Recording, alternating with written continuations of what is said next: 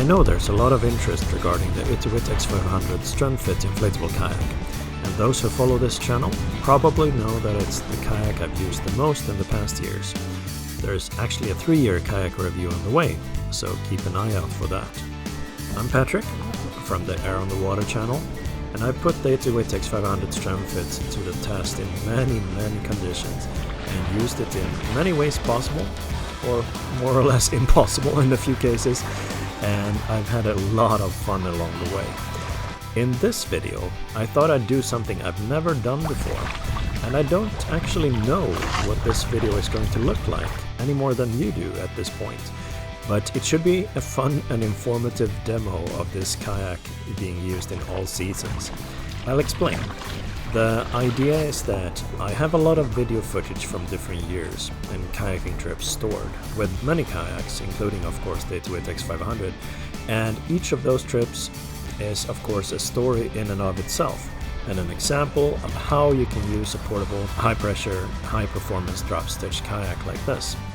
I'd like to try here and see where it ends up. It's a new idea, is that I'll simply go through folders on some of my drives that I have paddling trips with the Itiwit X500 Strenfit on, quickly pick one single clip representing each trip and explaining briefly what the use of the kayak was during that trip. And the idea is that as such, this becomes a bit of a kayak demo, showcasing actual paddle trips, travels with a kayak, paddling trips during all months of the year, in different conditions and with varying degree of difficulty, from when I was a new paddler to becoming a very experienced Itiwit X500 paddler.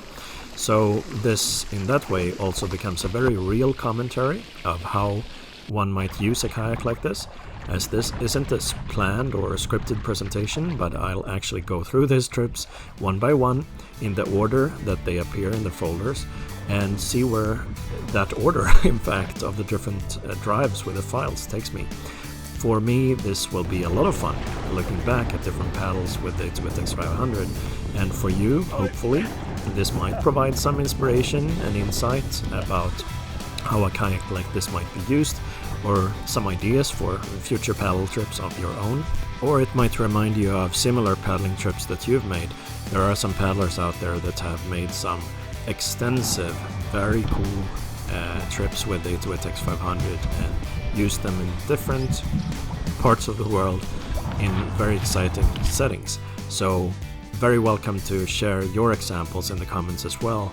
It's always a lot of fun to hear about other paddlers doing what they do in settings that are often very different to one's own.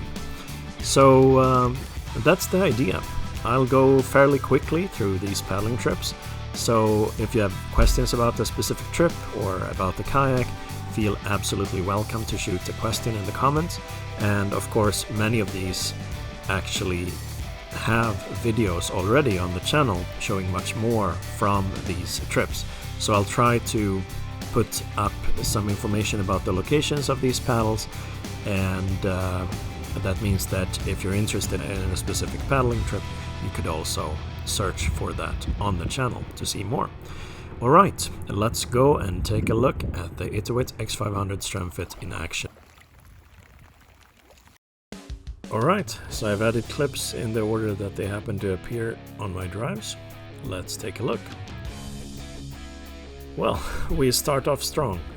This was actually the first time that I went sea kayaking and for an expedition with my X500 for 2 days in the outermost archipelago with a group of sea kayaks.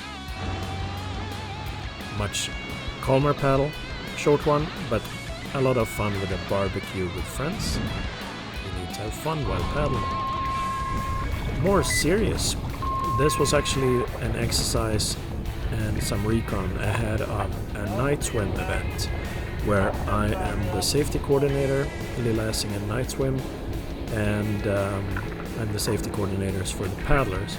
And this is where we prepared the functionaries, the kayak and stand-up paddle boarders that would provide safety for the event. And we actually, this is the actual event, and we actually, well, I personally, in fact, came across one swimmer that had a light buoy that had stopped working. She had cramps and she was between two groups in a very dark area, so quite far away from other groups. So it was fortunate that we had the organization that we had, so we could have an overview of the area. And the X500 works really nicely due to its stability and speed. Back to some fun again. This is a side event to Swedish Air Kayak Day last year in 2023, and we went for a lake paddle with a group, had a lot of fun, and I was one of the organizers. This is a good memory. This was from my first multi-day trip with my kayak to other cities. I went to Eskilstuna by train, and I was actually only planning to paddle for one day, but it was so great that I checked into a hotel and continued the next day. A fantastic trip. This is from a winter nightlight kayak parade, Lucia Paddling, which takes place every year, and this year, 2022, we had 100 or more kayaks, maybe 115, and this is cold but amazing. And this is the only time that I've come across this vessel on the water. The brig 3 Kronor off Stockholm. I and a friend actually went chasing for it because we knew that it would be out on the water with passengers that could experience, sailing this, so to speak. Well, got some friendly waves there, and this was a really nice encounter. Sadly, I lost the race to this one because they cheated and used engines. Alright, calmer paddle. This was with a friend, kayaking to Tyresö Castle here in Stockholm, and just relaxing on a warm day. You have to do that as well sometimes.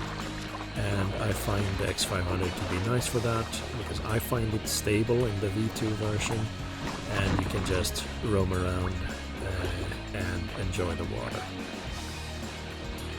This was a fun day as well. I went with some new friends kayaking on Sigtunafjärden, and they had rental kayaks, hardshell kayaks. I went with this one, and we came across this vintage boat parade headed to an event called Sigtunadagarna. We had no idea this was coming, and this is the only time I've come across something like this on the water.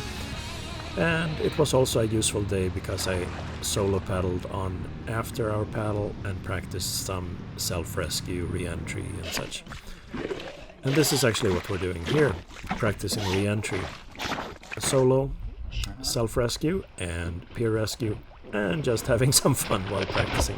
You need to have fun even with safety, but preparing and knowing how to get back to your kayak, that's key. Alright.